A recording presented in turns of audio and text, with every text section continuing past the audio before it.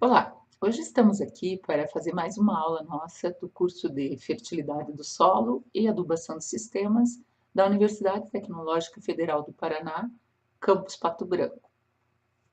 Hoje vamos falar sobre o potássio, que é um elemento químico que tem como sua principal característica está pouco associado a componentes orgânicos. Ele está normalmente tanto no solo quanto na planta, como no próprio animais, nos próprios animais, ele se encontra de uma forma mais solta.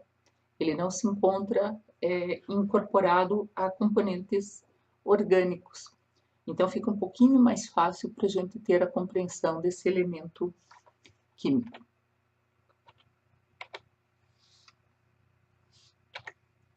Então, se nós formos ver, o potássio ele está num ciclo na solução do solo, ok? Ele também vem, né, parcialmente fica atraído pelas cargas negativas da matéria orgânica, então também passa por um processo de contato com essa matéria orgânica. A biota do solo contribui para que o potássio chegue à solução do solo. Alguns potássios que se encontram nos componentes de rochas, né, nos componentes minerais do solo, como rocha, nos minerais primários, que se compõem as rochas, também lentamente se degradam para contribuir para o solo. A urina e o esterco, principalmente a urina, é uma fonte de bastante contribuição para potássio para o solo e é uma das principais entradas hoje atualmente na agricultura moderna é a entrada via fertilizante. Quase que 90, 95% do uso é feito com cloreto de potássio, mesmo quando esse cloreto de potássio, mesmo quando a adubação é feita por NPK, formulados NPK, esse potássio que se encontra dentro do formulado NPK tem como fonte o cloreto de potássio. Então, nós podemos ver aqui que, como uma fonte primária de potássio para o solo, nós temos a decomposição da rocha, um temperismo de rochas. Coloquei dois exemplos aqui de rochas magmáticas. Nós temos aqui o basalto e temos aqui um granito polido. O que diferencia principalmente essas rochas são onde houve a consolidação de da lava. Então, no caso do basalto, nós temos uma grande área aqui no sul do Brasil, que vai para o Paraguai e Uruguai também. Esse basalto ele sofreu um extravasamento de magma e a consolidação desse basalto foi feito em superfície, o que não permitiu que os minerais crescessem. Já no caso do granito, é uma rocha que foi onde o magma foi consolidado na parte interior da Terra. Como o resfriamento foi mais lento, permitiu que houvesse o crescimento dos minerais. Um dos minerais que nós vemos aqui, claramente, é o feldspato, esse mineral laranja,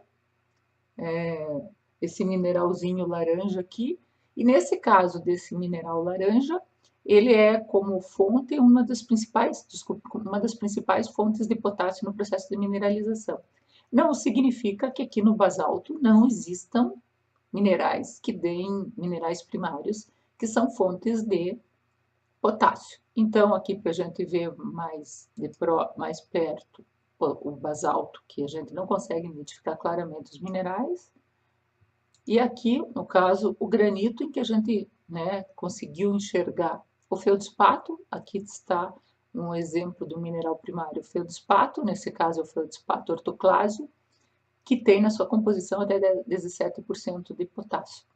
Normalmente, quando ocorre o intemperismo desse mineral primário, vai participar os minerais secundários, e nesse caso aqui temos como exemplo uma vermiculita também, que é uma fonte muito grande de potássio durante sua decomposição. Contudo, devo ressaltar que isso não ocorre em nossos solos brasileiros, porque nossos solos são solos extremamente intemperizados, solos antigos, e aí a vermiculita raramente vai ser encontrada ainda em nossos solos.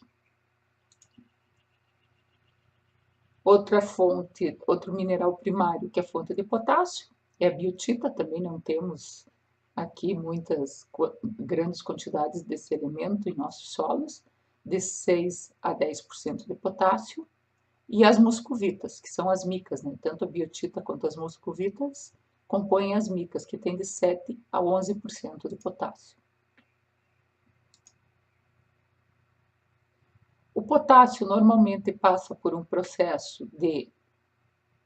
Então, partindo-se de minerais primários, tais como feldspato e micas, ocorrendo em tempirismo, passa-se para o potássio pode vir aqui, mas ainda não está disponível, né, não trocável. Existe um processo de fixação entre algumas camadas de minerais secundários de argila. Não é o caso também do Brasil, nós não temos problemas de fixação de potássio. Países de clima temperado já apresentam mais esse problema.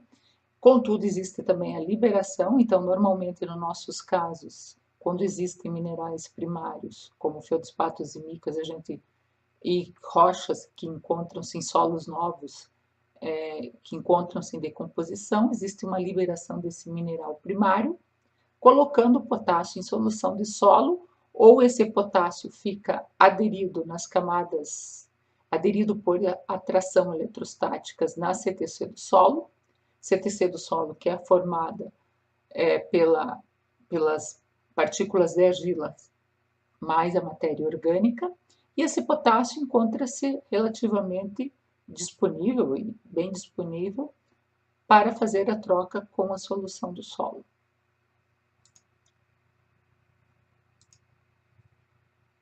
O potássio na solução do solo, ele vai estar em equilíbrio com a solução do solo e estará em equilíbrio e absorvido pelas cargas negativas dos colóides do solo, como eu já falei. Então, aqui é o colóide do solo, formado por argila e matéria orgânica, que tem sua capacidade de troca catiônica, ou seja, CTC, e essa capacidade de troca catiônica vai atrair cátions como hidrogênio, cálcio, potássio, hidrogênio, potássio, e isso estará sempre em equilíbrio com o conteúdo que se tenha de potássio na solução do solo. Então, assim sendo, quando fazemos uma adubação, o primeiro momento em que entra o potássio vem para a solução do solo e passa a ficar em equilíbrio com esse potássio que está dissolvido no colóide. Esse potássio que está em solução do solo pode ser absorvido pela planta, a partir disso ele provoca um desequilíbrio e o potássio que estava absorvido até então no colóide do solo passa a ficar disponível na solução do solo.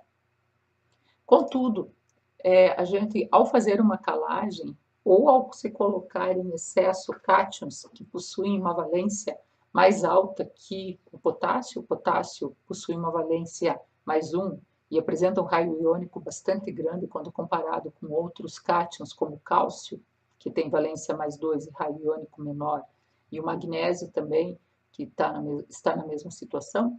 Uma pressão de calagem muito elevada com esses nutrientes poderá provocar a pressão no colóide do solo sobre a CTC. Esse cálcio, que tem como eu já disse, uma carga maior e raio iônico menor, provocará o deslocamento de potássio para a solução do solo, porque ele tem maior poder de atração eletrostática, o cálcio, e o potássio assim fica livre na solução do solo. No caso de chuvas intensas, esse potássio poderá vir ser lixiviado.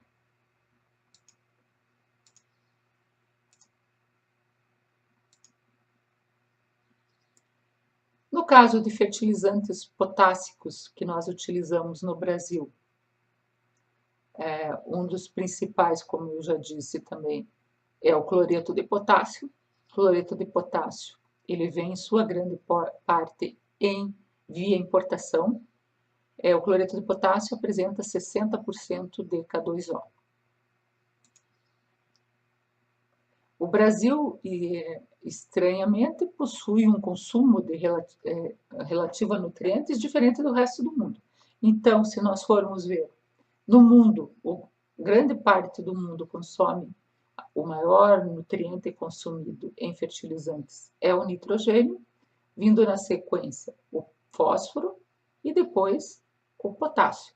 No nosso caso, nós temos nitrogênio com o menor consumo, o fósforo vindo na sequência, e aí o maior consumo nosso é de potássio. Isso daqui é estranho porque, embora alguns solos apresentem essa deficiência, devido às grandes quantidades de potássio que têm sido aplicadas, principalmente devido ao desbalanço de quantidades de percentuais que se encontram de nitrogênio P2O5 e K2O nas formulações NPK, nós estamos tendo uma aplicação de potássio em excesso no nosso país. Os níveis de potássio que a gente tem observado em várias regiões já se encontram acima do nível médio e alto. E continua se aplicando potássio na mesma proporção como se nós tivéssemos com problemas de falta de potássio. Esse potássio, devemos sempre lembrar que ele vem de importação, então são divisas do nosso país que estão saindo para pagar um produto caro, pago em dólar, e que, devido às aplicações que têm sido feitas atualmente, não estão resultando em aumento de produtividade. O consumo mundial de potássio, então vejam, novamente aqui está o Brasil com 14% de consumo e só produz 1% do seu potássio. Os Estados Unidos tem 16%, mas lembre-se, existem grandes jazidas de potássio nos Estados Unidos, China com 19%, Malásia, Indonésia, Índia com 14%, mas aqui que está o nosso grande diferencial de estarmos consumindo tanto potássio quando o nosso consumo maior deveria ser em fósforo. Outra coisa importante é que não existe muita perspectiva, né, quanto aos cenários da evolução de demanda, produção e importação de fertilizantes no Brasil. Então, se vermos o gráfico do potássio, aqui está uma previsão até 2016, era a previsão, né? Teria que ver se isso daqui já confirmou-se. Mas vejam que o aumento, o consumo do potássio, havia uma previsão de consumo crescente. Esse potássio sempre foi oriundo em sua grande parte de importação e a produção não está vendo muita perspectiva de aumento de produção a longo prazo. Então, aqui a importação cresceu 6,3 por ano e a produção interna 2,3. Como já era baixo, 2,3 em algo baixo, não resolve muito. Houve um déficit de mais de 20 mil toneladas de fertilizantes em 2011. Nesse ritmo, a dependência... Então, considerando essa grande dependência brasileira de importação de fertilizantes, principalmente no nosso caso aqui estudando potássio, e que nós não podemos resolver essa situação quanto à exploração de mais jazidas ou da autossuficiência, da busca da autossuficiência em produção desses nutrientes, nós devemos agir como agrônomos na busca de redução da aplicação desses nutrientes. No caso, o potássio é um que tem grande possibilidade dessa aplicação de condição, quando esses não são necessários, quando eles se encontram em níveis adequados no solo. Existe um senso comum, principalmente de agricultores e de técnicos, de alguns profissionais da área, que o único nutriente que entra na planta é o nutriente que é aplicado naquele momento do plantio. Isso não é realidade. No caso do potássio, as análises de solos, desde que sejam coletadas com cuidado, com necessário cuidado, os resultados de potássio apresentados numa análise de solo são de extrema confiabilidade. Então, se o nível de potássio está sendo indicado como elevado, nós não precisamos aplicar potássio nas quantidades que vêm sendo aplicadas.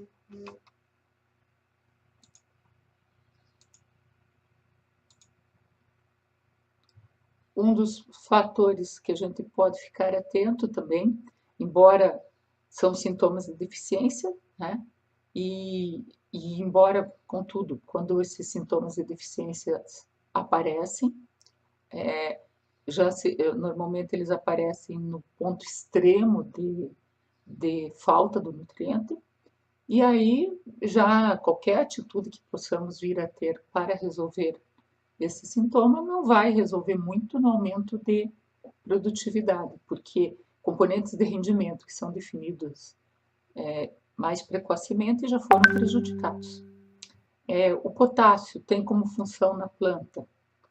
Ele é um elemento móvel na planta, como eu lhes disse, não está ligado a nenhum componente orgânico numa forma mais forte, então ele transloca facilmente das folhas mais velhas para as folhas mais novas, tanto dentro da célula individual como dentro dos tecidos. Então, ele tem um grande processo de deslocamento. O potássio não é constituinte de nenhuma molécula orgânica no vegetal, entretanto, contribui em várias atividades bioquímicas, sendo um atividor de grande número de enzimas, regulador de pressão osmótica, entrada e saída de água da célula, abertura e fechamento de estômatos.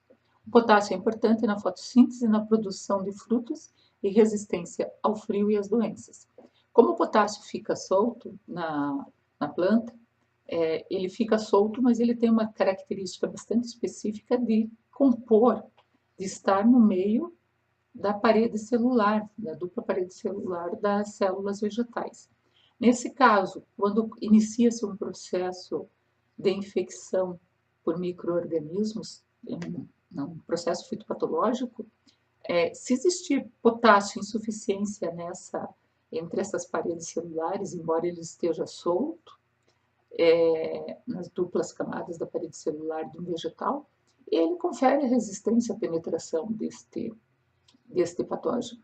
Da mesma forma, o potássio confere resistência a acamamento, porque a partir do momento que ele entra na estruturação dessa camada da parede celular vegetal, ele faz com que a planta possa ter uma melhor estruturação.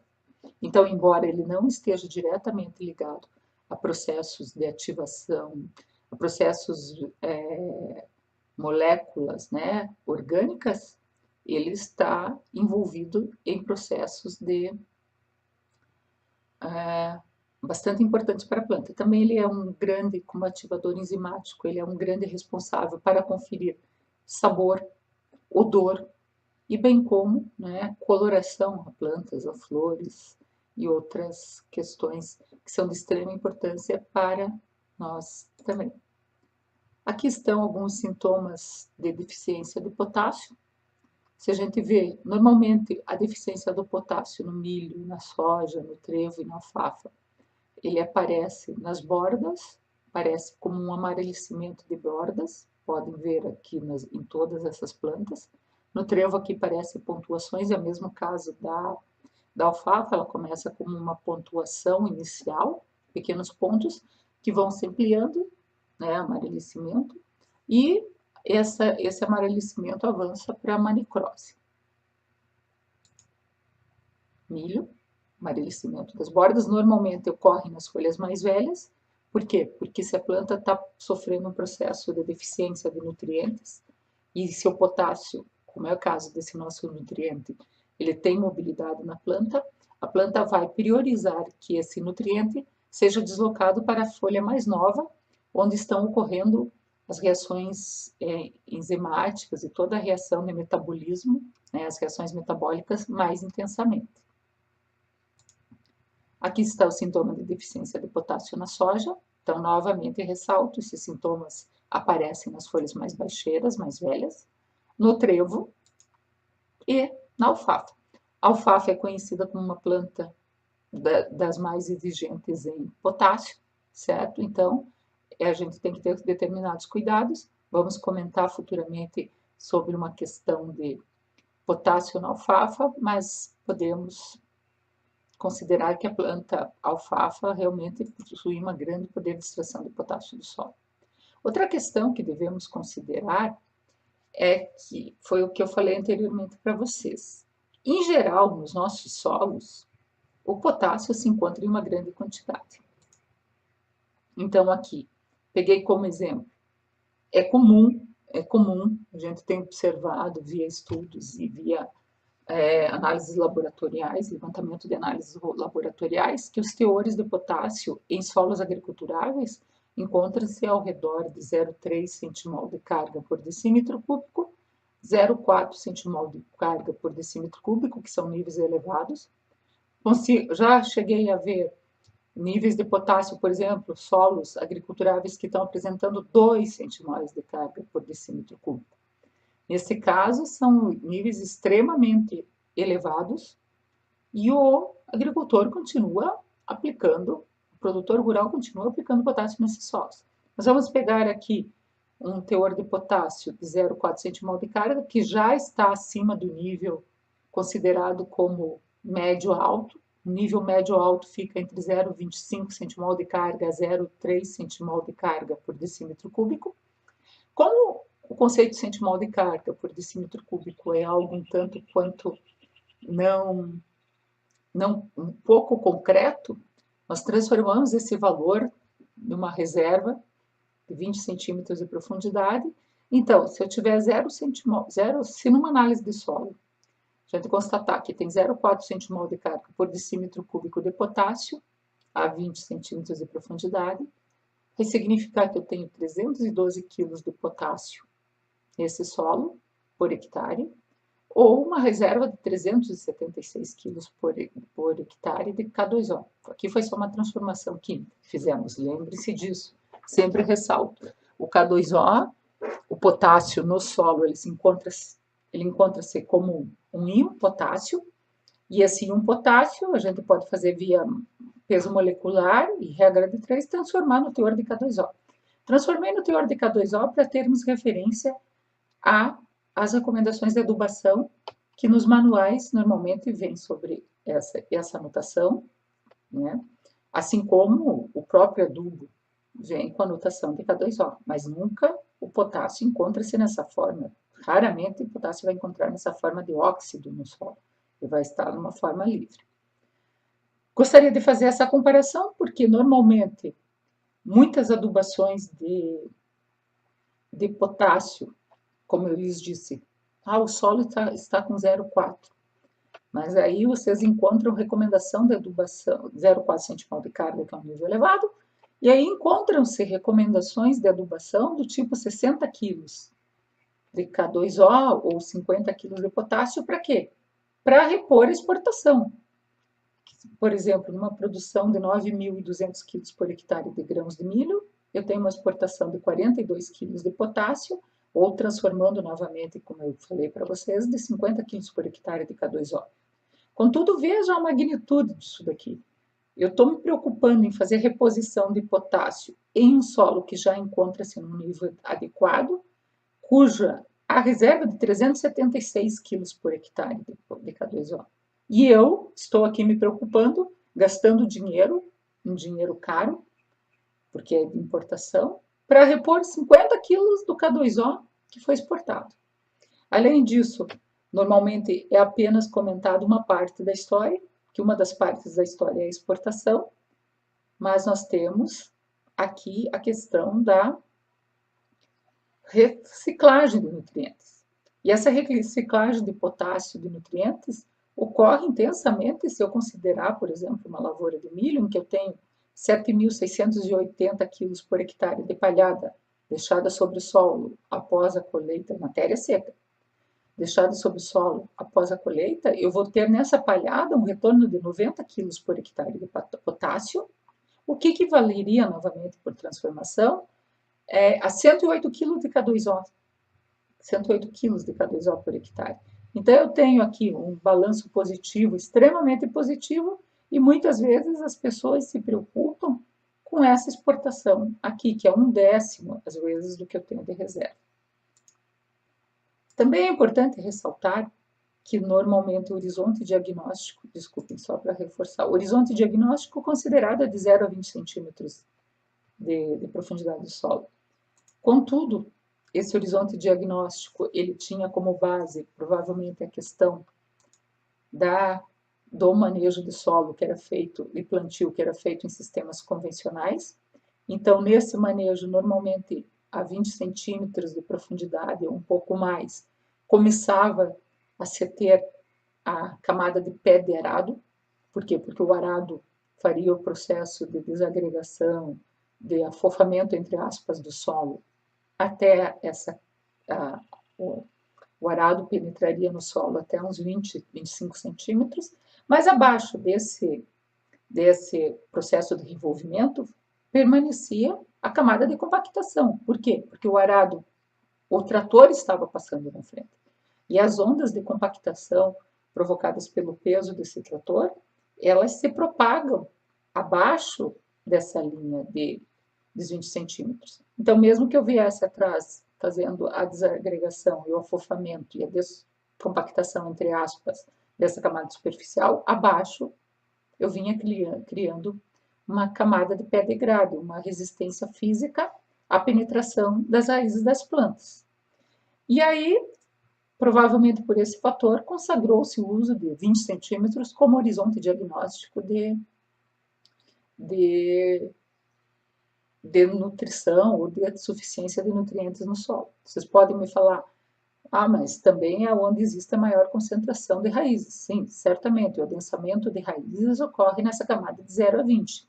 Contudo, não podemos esquecer que no sistema de plantio direto, em sistemas de plantio direto de longo tempo, em que não existe nenhum processo de revolvimento, nem degradagem, nem de aração, a gente começa a criar uma rede de bioporos. Essa rede de bioporos ela pode ser constituída, por exemplo, da morte quando foi cultivado, se nós considerarmos o cultivo de um nabo forrageiro, que apresenta um sistema radicular bastante agressivo e desenvolvido, que provoca um descompactamento, que consegue penetrar em profundidade, ao fazermos o manejo desse nabo forrageiro, ele, durante seu processo de morte, acaba se decompondo, contudo ele deixa um bioporo, ele deixa um espaço que provoca o quê?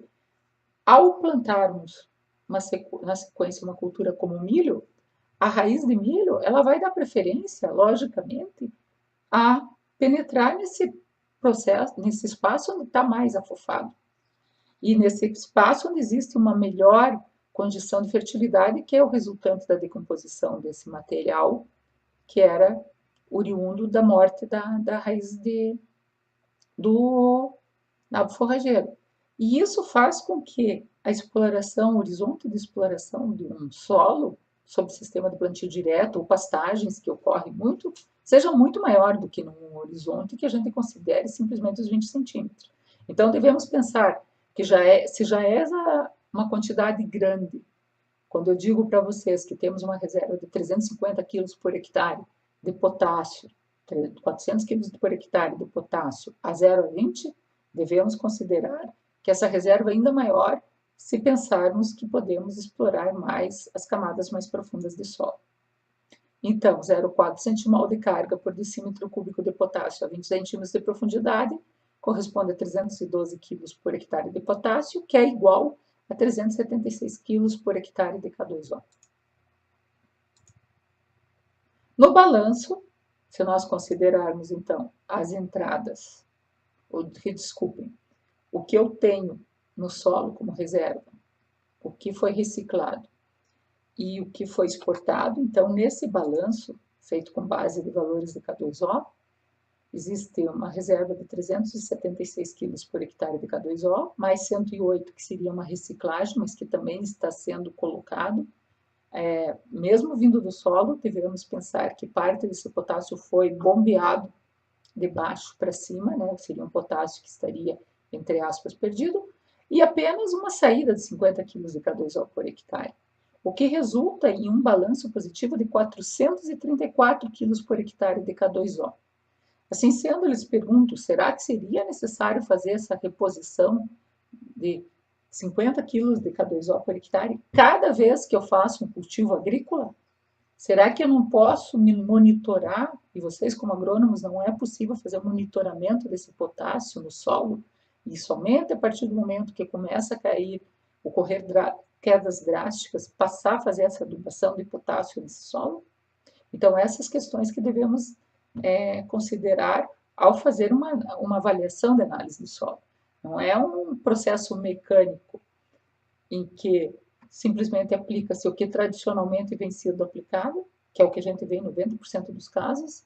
Ah, o que você vai plantar? Vou plantar milho. Ah, então você aplique 300 quilos do 5, 25, 25. E aí eu estou simplesmente desconsiderando toda a parte da ciência que me dá o subsídio para eu fazer reduções de custo de produção. Poderia tranquilamente omitir a aplicação de potássio nesse nosso exemplo, por exemplo, em questão.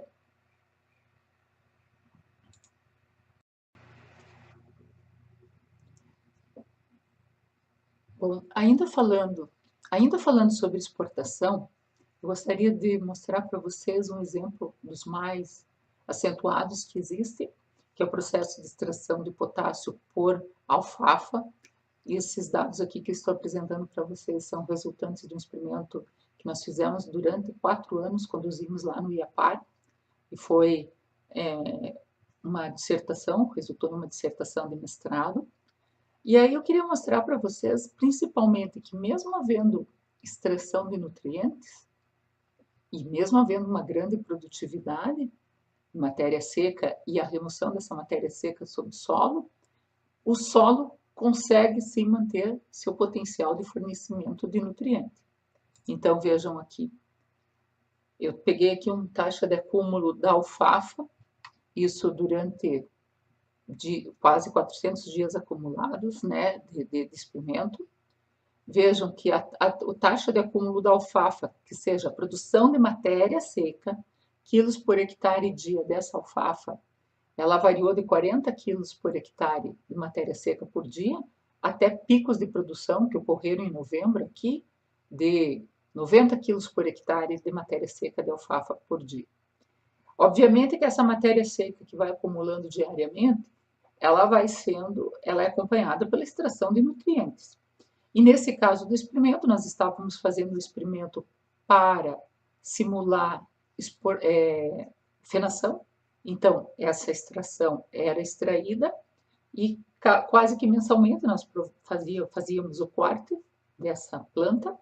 E aí essa exportação, esse corte provocava uma exportação intensa, tanto de matéria orgânica, que seria matéria orgânica vegetal que está sobre o solo, como, obviamente, de nutrientes que acompanham essa matéria orgânica.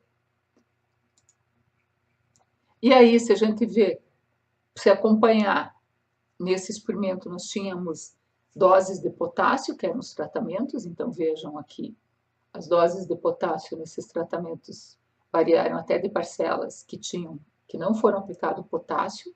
Aqui eu, no experimento, embora esse experimento tenha sido conduzido durante 4 anos, desculpem, aqui a gente só está abordando aproximadamente um ano e pouco. Vejam, então, tinha parcelas que não foram aplicado potássio, outras que foram aplicados 50 quilos por hectare, 100, 200, 300, 400 quilos e 500 quilos de K2O por hectare. Nessas parcelas, eu devo lembrá-los que a recomendação técnica em manuais da Embrapa e outros manuais para a cultura da alfafa fica ao redor de 300 quilos por hectare.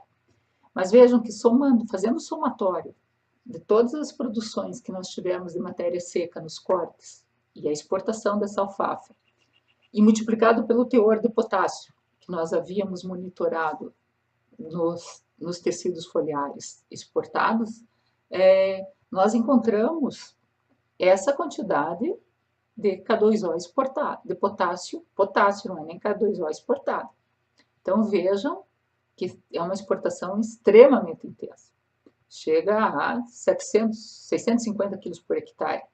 Contudo, ressalto a vocês que mesmo durante um ano de cultivo, a exportação do zero, que não recebeu adubação potássica, as ditas adubação potássica de reposição, então aqui se lá no milho era 50 quilos por hectare, aqui eu deveria estar repondo 100, 300, 400 quilos por hectare. Até por isso justifica-se esse valor de recomendação feito de 300 quilos por hectare de potássio, certo? Contudo, vejam que não houve modificações estatísticas significativas do zero para a parcela que eu estava aplicando 500 kg de potássio. Então, se nós pegarmos a análise de solo, em compensação, se eu pegar a análise de solo que fiz, e aqui estão apresentados os teores de análise de solo, potássio em centimol de carga por decímetro cúbico após esse 1 ano e pouco de cultivo, a 20 centímetros de profundidade, aqui só trabalhei com 20 centímetros de profundidade, e antes de começar esse cultivo de alfafa e todo esse processo de exportação de matéria seca junto com ela nutrientes, o potássio inicial desse solo era 0,56 centimol de carga por decímetro cúbico. Essa era a concentração, lembra que eu falei para vocês, é comum encontrarmos valores acima de 0,3, 0,5, 0,4 centimol de carga. E, durante esse período, partimos desse teor inicial de potássio e fomos cultivando a alfafa e exportando a matéria seca e, junto com ela, exportando nutrientes. Então, veja, nessa camada de 0,20 centímetros, podemos ver, onde não foi feita nenhuma reposição de potássio, o teor inicial, que era de 0,56, baixou para 0,2. Aqui já está começando a entrar em nível de baixa média. No 50, manteve no 0,3, 100, 150, e apenas uma aplicação extremamente intensiva manteve de 0 a 20 centímetros, com o teor inicial, mas com 500 quilos de K2O por hectare. Quer dizer, não é uma aplicação que eu vou sustentar facilmente economicamente, por mais bem remunerado que seja o feno de alfafa, por exemplo. Neste caso aqui, o que eu devo ressaltar? Contudo, mesmo havendo esse decréscimo ano após ano do potássio, e esse decréscimo ocorreu na fase inicial do experimento, no primeiro ano de experimento, esse aqui do 0, a alfafa continuou produzindo a mesma quantidade de matéria seca, ou seja, a mesma produtividade em recursos financeiros que iam resultar essa mesma renda, das parcelas que eu apliquei 500 quilos por hectare de K2O. Então, como explicamos? O que nós explicamos é que, se embora houvesse essa queda acentuada dos níveis de potássio na parcela 0, na profundidade de 0 a 20 centímetros de profundidade, devemos lembrar que a outra característica da alfafa, que é pouco explorado, pouco nos dita, é que a alfafa tem um sistema pivotante muito agressivo. Aqui nós temos a representação em pés, né? Nós temos que o sistema radicular de uma alfafa chega a 18 centímetros. Desculpe, 18 pés. Vai dar quase 1 metro, 1,5 metro, 2 metros. Enquanto do milho, e aqui eu acho, na minha opinião, está exagerado esse sistema radicular do milho. Atualmente, devido aos melhoramentos, ela é bem mais tímida, uma planta de milho, não passa dos 6 pés. Então, essa profundidade está buscando de raiz, está buscando o nutriente abaixo do nível que nós consideramos de 0 a 20. E aí eu consigo manter, sim, uma produtividade elevada. Logicamente, não vamos aqui falar que é para fazer um cultivo de alfafa, que embora nós conseguimos manter esse solo 4 anos produzindo sem aplicação de K2O, produzindo a mesma coisa de outras parcelas que recebiam 300 e 500 quilos de K2O, nós devemos considerar que deve sim fazer uma aplicação 100, 150 quilos talvez de K2O por hectare ano para alfafa, mas não o que é recomendado tradicionalmente pelos manuais de recomendação de cultivo de alfafa. Somente trouxe esse exemplo para vocês para mostrar como é relativo a gente se basear em questões de exportação de nutrientes para fazer uma recomendação de adubação. O solo tem um potencial de fornecimento, e se esse solo for cultivado em condições adequadas, que tenha uma boa biologia, que tenha uma boa estruturação, que tenha canais preferenciais e que seja praticada uma rotação, ele tem um potencial muito maior de fornecimento de nutrientes do que comumente foi nos passado, durante nossos processos de capacitação. Aqui, só para mostrar para vocês, eu tenho aqui um milheto, né?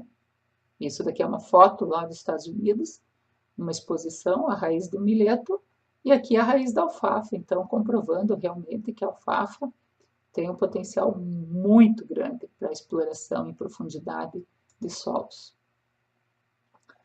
Gostaria de comparar para vocês aqui, por curiosidade, mostrar que comparar a exportação de nutrientes quando é estudado, quando é feita exportação de 10 toneladas, de aproximadamente 10 toneladas de milho grão, e quando tem uma produtividade de aproximadamente 4,5 toneladas por hectare de grãos de soja.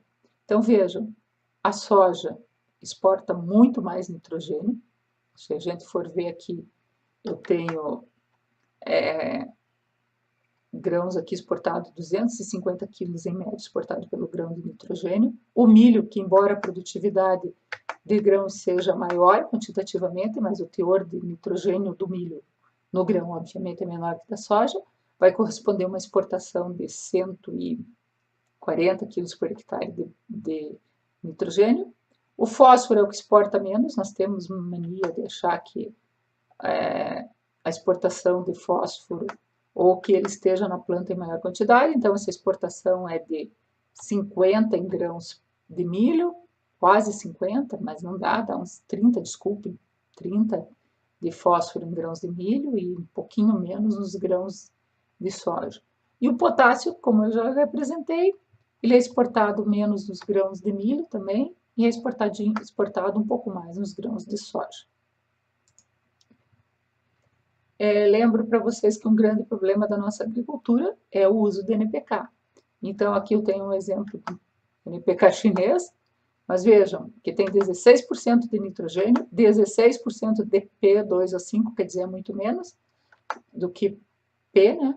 Muito menos que P2O5, deve ter aí, então, vou colocar aí uns 5% de P mesmo, efetivamente. E o 8% de K2O. Quer dizer, utilizar essa fonte aí, além do elemento em si ser muito caro, eu vou estar tendo um custo elevado para aplicação, para transporte, para armazenamento.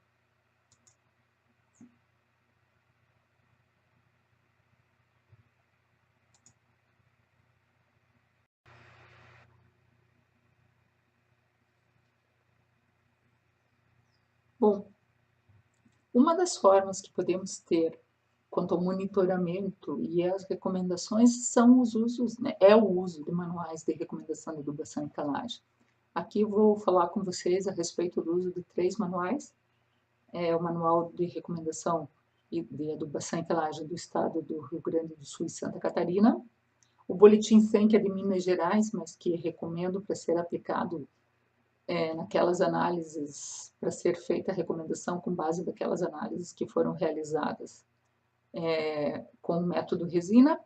E aí o mais recente, que é o nosso boletim, o nosso Manual de Recomendação de Adubação e Calagem para o Estado do Paraná, que foi editado agora, no ano de 2017. Então, vejam, no Manual do Rio Grande do Sul, encontra-se esse gráfico que mostra o quê? O rendimento relativo de uma cultura, ou seja, 100% é o rendimento máximo que essa cultura teve, que foi observado, em relação ao cultivo em solos que apresentem diferentes teores do nutriente nesse solo. Uma ressalva quanto à representação em solos do Rio Grande do Sul e Santa Catarina, né, a unidade nas análises de solo e nos manuais que é utilizada é o miligrama por decímetro cúbico, ou seja, ppm.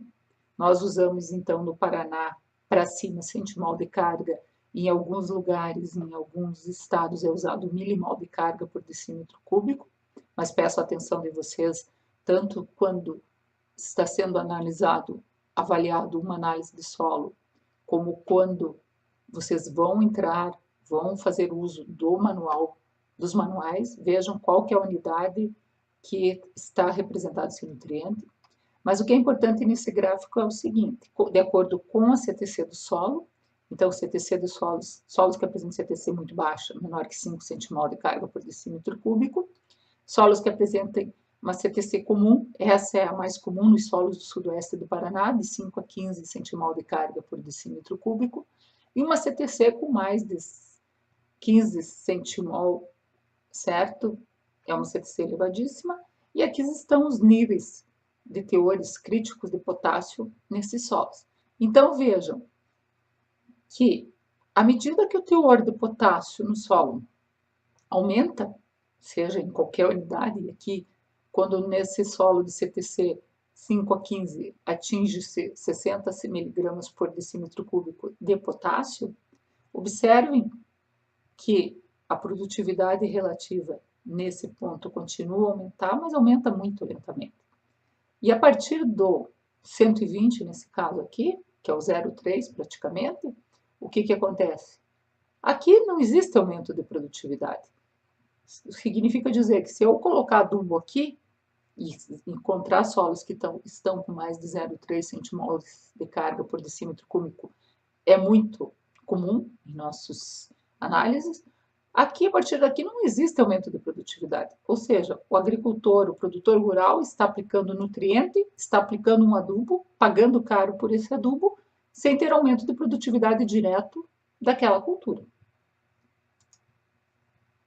E aí, de acordo com aquela interpretação, você entra conforme a CTC do seu solo, conforme o teor de potássio do solo que está sendo analisado, entra-se nessas tabelas de recomendação e temos aqui um exemplo, por exemplo, desculpe, aqui está o fósforo, é para o milho, né, que o milho está cobrindo a recomendação de potássio, certo? Recomendação, como eles disseram nos manuais, é feita em quilos por hectare de K2O. Então, aqui para o primeiro cultivo e para o segundo, vamos supor que, de acordo com a tabela anterior, se nós tivermos uma análise de solo em que eu tenha aproximadamente 70 miligramas por decímetro cúbico de potássio, nessa CTC aqui, estaremos trabalhando com solo que apresenta um teor alto de potássio. Prossigo na tabela, nesse caso do exemplo do milho, se tem um teor alto de potássio, a recomendação para o primeiro cultivo é de 45 quilos por hectare de K2O. Mas existe um adendo na tabela que, para a expectativa de rendimento maior que 4 toneladas por hectare de potássio, desculpe, de quilos de grãos de milho, recomenda-se acrescentar aos valores da tabela 15 quilos por hectare a mais de P2O5, não é o caso agora, nesse momento que estamos estudando, ou 10 quilos por hectare a mais de K2O por hectare para cada tonelada adicional a ser produzida, além das 4 toneladas. Então, entre aspas, para assegurar a produtividade nesse caso, eram necessários adicionar 30 quilos de K2O por hectare. Vamos trabalhar com uma produtividade sempre relativamente elevada, de expectativa de rendimento de 10 toneladas por hectare. De 4 para 10 são 6 toneladas. 6 toneladas vezes 10 dá 60 quilos de K2O a mais. Então, a recomendação em um solo que já estava elevado, que já tinha um teor elevado de potássio, é de 90 quilos por hectare de K2O. É uma recomendação muito exagerada, na minha opinião. E aí, isso ocorre também para a cultura da soja. Vejam aqui que é 125, quando o teor está muito baixo, que já é um teor bastante elevado. Também a base é para 2 toneladas de produtividade de grãos de soja.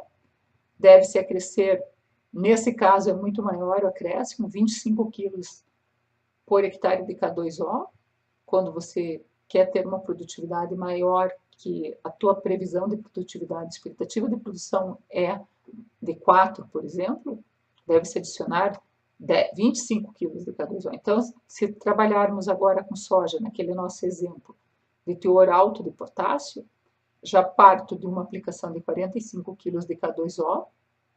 Se a minha intenção é uma produtividade, se a minha expectativa de produção é de 4 toneladas por hectare, eu tenho 2 a mais das 2 toneladas, multiplico 2 vezes 25, 50 quilos de K2O, somado aos 45 novamente, uma aplicação extremamente elevada, 95 quilos de K2O por hectare, em uma lavoura que provavelmente não vai apresentar resposta a esse nível de aplicação, porque já tem um nível alto.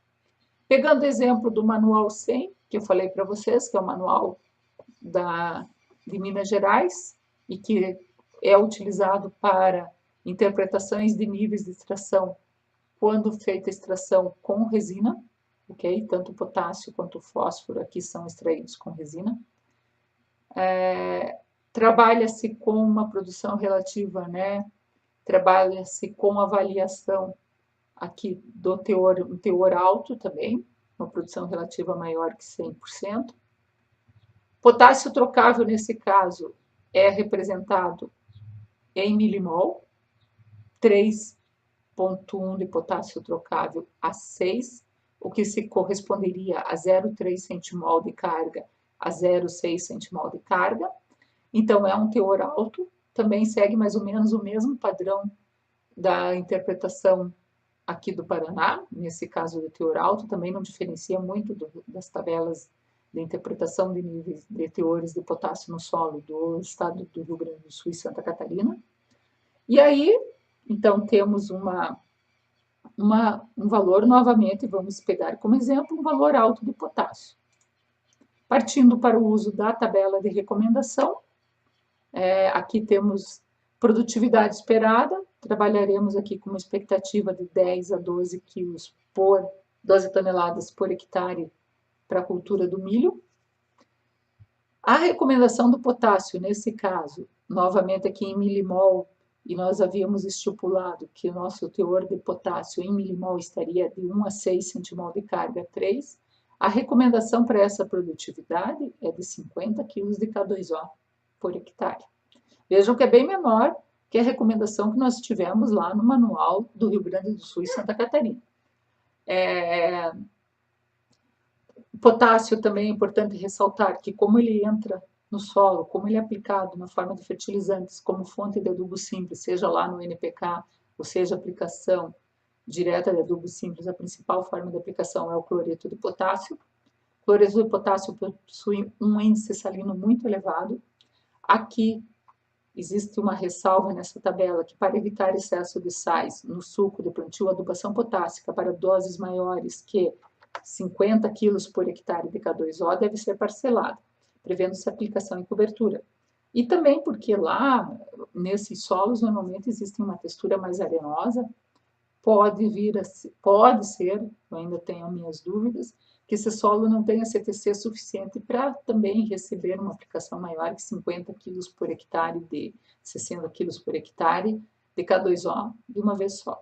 Contudo, essa aplicação essa ressalva é bastante prudente.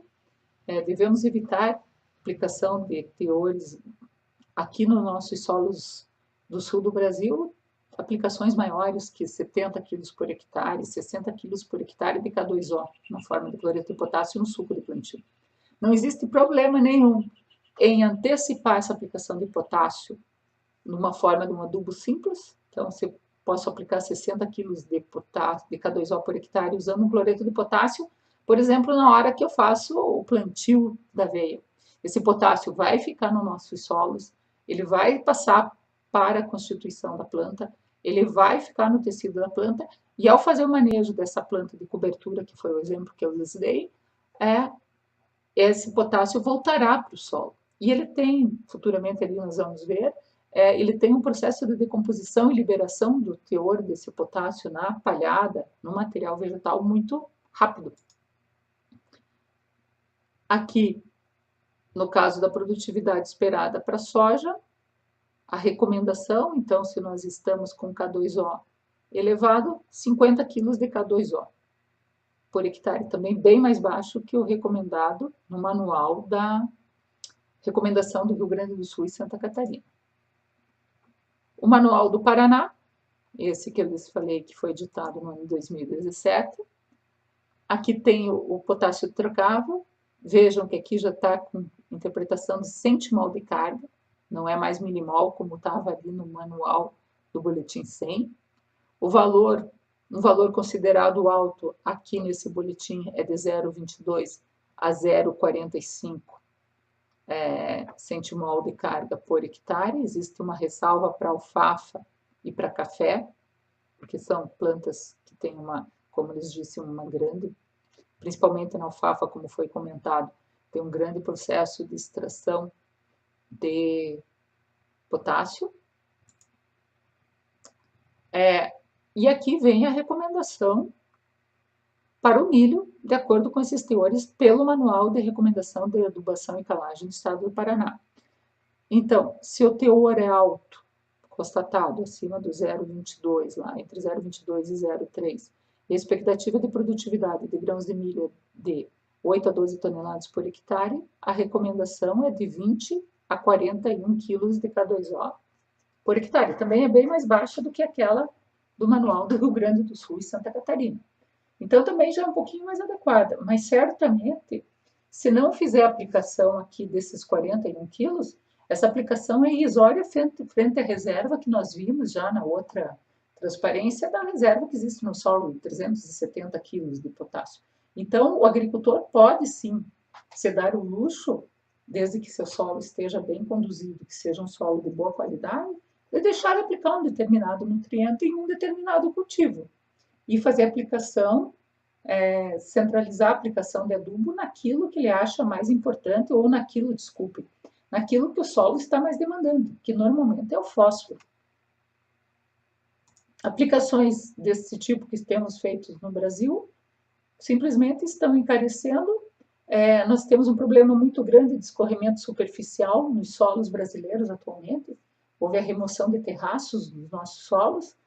E aí essas aplicações intensivas, que tendem a ficar na superfície do solo, quando existe uma chuva de grande intensidade logo após o plantio, e esse potássio foi localizado no suco de plantio, e a erosão laminar tende a ocorrer nesse suco de plantio, porque foi onde o solo foi removido, mesmo em sistema de plantio direto, e se não existe terraço para conter, esse potássio aplicado em excesso vai ser simplesmente perdido também por escorrimento superficial, porque junto com as partículas de solo que vão escorrer, que vão ser levadas pelas chuvas, pelo escorrimento de água em superfície, certamente essas partículas de solo estão carregando nutrientes, dentre eles o potássio, obviamente.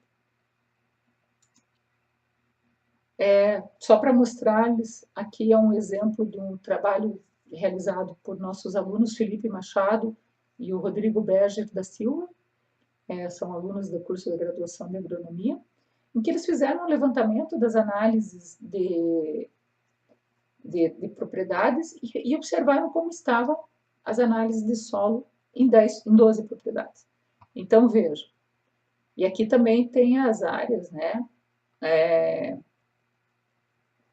Aqui temos os valores observados e as porcentagens observadas. Então, vejam, em nenhuma dessas 12 propriedades foi observado teores limitantes ou baixos de potássio. Nenhuma delas, 0%.